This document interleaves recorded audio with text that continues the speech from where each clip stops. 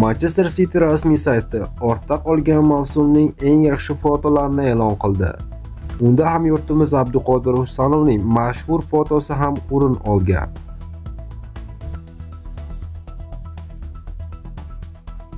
Manchester City prezidenti Xaldun Al-Mubarak Abduqodir Husanov transferi haqida ochiq-oydin gapirib berdi. Yanvarda sotib olingan 4 futbolchidan to'liq ko'nglimiz to'lgan. Bu bizga yozda qanday xaridlarni amalga oshirishimiz uchun yo'lni ko'rsatib berdi. Husanovga keladigan bo'lsak, u juda iqtidorli markaziy himoyachi. Biz uni ancha vaqtdan beri kuzatib kelayotgan edik.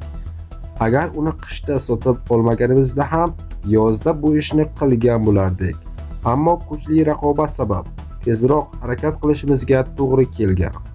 Uni bizga yaqin kelajakda katta foydasi tegadi deb umid qilaman.